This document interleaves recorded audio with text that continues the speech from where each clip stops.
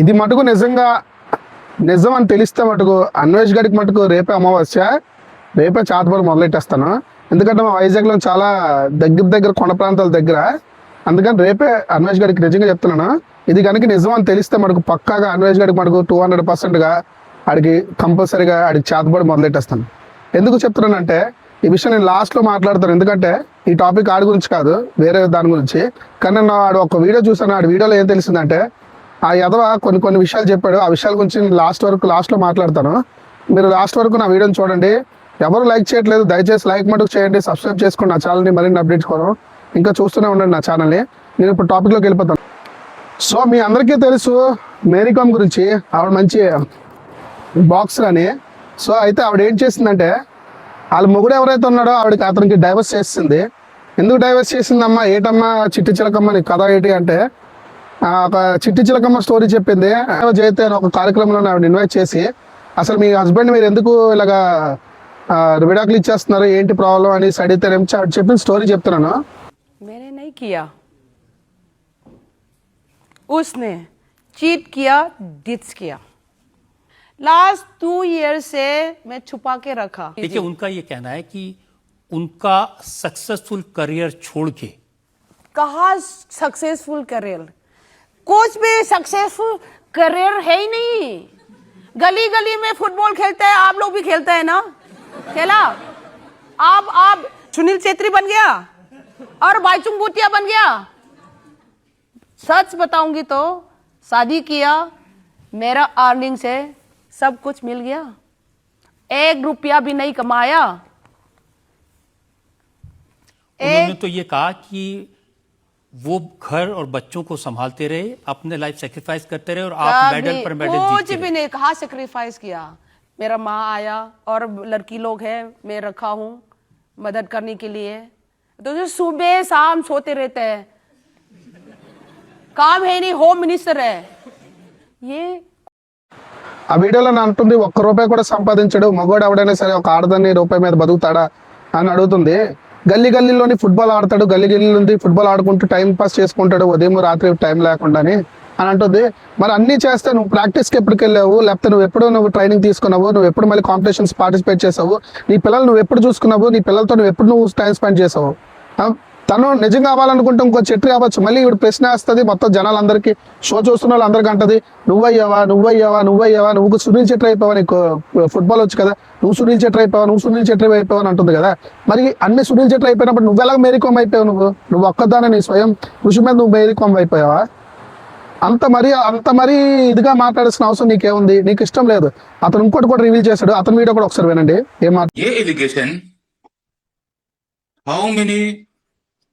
men she has been having a relationship. ये पैसा का बात नहीं है. It's not about the money. So I will talk about the money which she was speaking to Lok Adalat.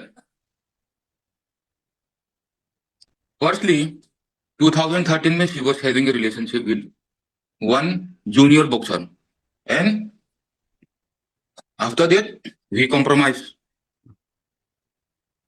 And since 2017, she is having a relationship with one man.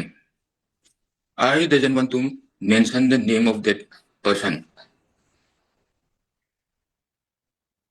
He was working in Mary Kom Boxing Academy. और relationship I send you the message, ये लोग का WhatsApp का message मेरे पास है, proof है. She was having a relationship. अभी मैं I will tell you. She mentioned about the property. मेरे को अरेस्ट करो ना, CID से, NIA से मेरे को अरेस्ट करो. If I have stolen that much of, इसने बोला कि 5 crores चुरा लिया. कहाँ 5 crores? मेरा अकाउंट में चेक करो ना अभी.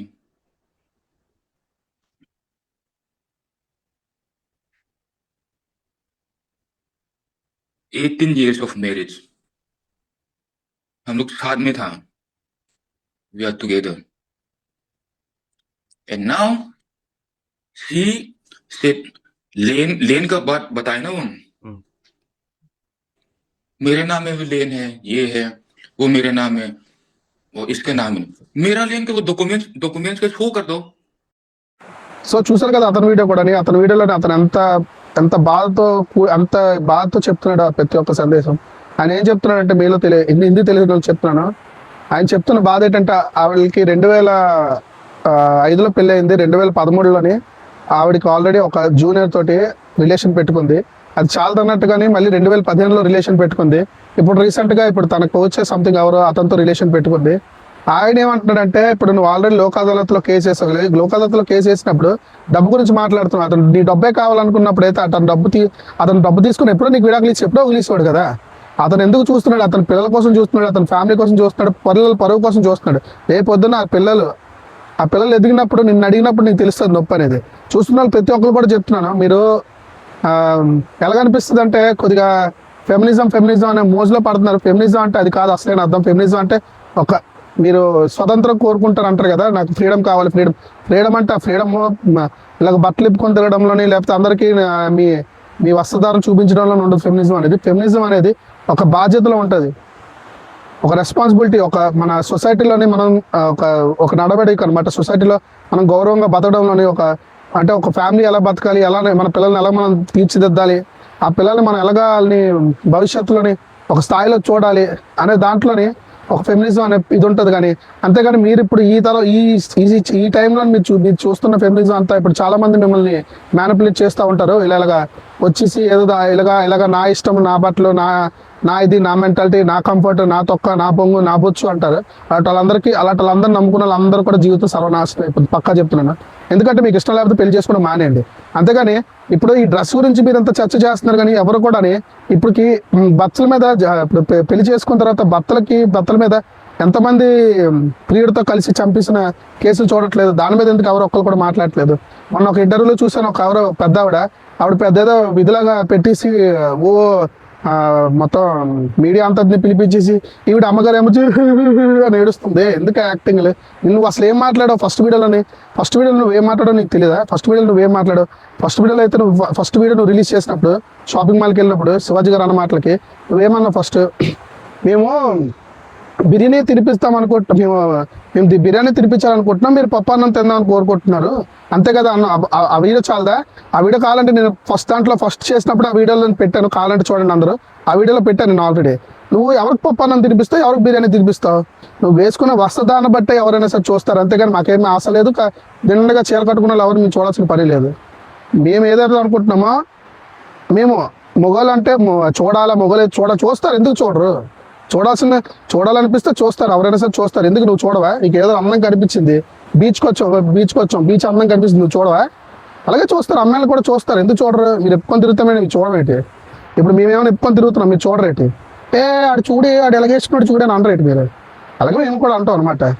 సో అందుకని ప్రతి ఒక్కరికి చెప్తున్నాను, ఇలాంటి ఆడవాళ్ళు ఇలాంటి ఇన్ఫ్లుయెన్సర్స్ మాటలతో పడి మీరు ఏదో ఇచ్చేద్దాం అనుకుంటే మీ జీవితాలు మీరే నాశనం చేసుకుంటారు. ఎందుకంటే మీ స్వేచ్ఛకి ఎవరు అడ్డంకులు రానివ్వరు. ఎవరు అడ్డంకులు వచ్చినా సరే ఎవరు ఒప్పుకోరు. కానీ అట్ ద సేమ్ టైం మీరు అలా చేసినట్టయితే మటుకు చూస్తారు. మీరు పబ్లిక్లో ఇలాంటి ఆశలు వేస్తే మటుకు కంపల్సరీ పబ్లిక్ అందరూ చూస్తారు. ఎందుకంటే మీరు పబ్లిక్లోకి వచ్చింది మీరు చూపించుకోవడానికి కాబట్టి అందరూ తప్పకుండా చూస్తారు. సో ఈ వీడియో మీకు ఎలా నచ్చిందో మర్చిపోయాను లాస్ట్లో ఒక విషయం చెప్తాను అనుకుంటాను కదా. విషయం ఏంటంటే, ఈ వీడియో కూడా లాస్ట్లో పెడతాను చూడండి. మన నత్తిపకొడి గాడు ఒక వీడియో పెట్టాడు. దాని ప్రకారం నేను ఆలోచిస్తుంటే నా ఫస్ట్ వీడియోలు అన్ని కూడా మీరు చూసినట్టయితే, ఫస్ట్ వీడియో మీరు సుమారుగా 19,000 వ్యూస్ వచ్చాయి. సెకండ్ వీడియో సుమారుగా 49,000 48,000 సుమారుగా 45,000 నాకు తెలియదు కరెక్ట్గా వ్యూస్ వచ్చాయి. ఇంకా థర్డ్ వీడియో ఎప్పుడైతే ఇది మొదలెట్టానో 1,500 వ్యూస్, 1000 వ్యూస్. ఇప్పుడేమో యాక్టింగ్ 100, 150, 100, కొన్ని అయితే అసలు 20 వ్యూస్, 10 వ్యూస్ అలాగ వస్తున్నాయి.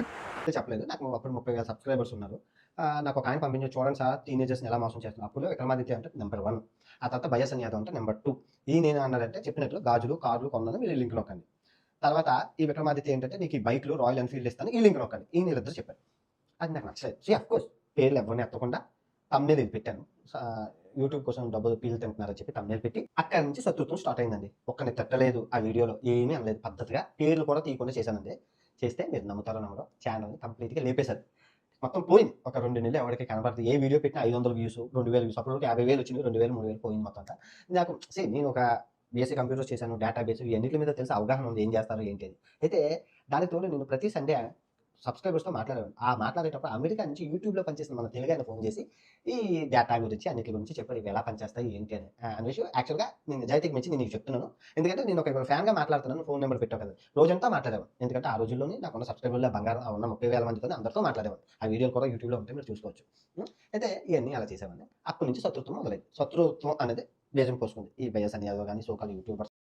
సో నత్తపకొడు కూడా వీడియో చూశారు కదా, దీని ప్రకారంగా నాకు ఆలోచిస్తుంది ఏంటంటే, ఏమన్నా ఇటు పిఆర్పి పెట్టించి డబ్బులు ఇచ్చి, మొన్న ఒక వీడియోలో కూడా చూసాను, ఎవరికో భయ్యాకి మెసేజ్ పంపించి నాకు వీడియో కొద్దిగా హైట్ తీసుకొని వస్తే నీకు ఇంత డబ్బులు ఇస్తాననేసి ఏదో సంథింగ్ మన ఎవరికో ఏదో ఛానల్లో పెట్టాడు. అది మొన్న ర్యాండమ్గా చూస్తుంటే చూసాను.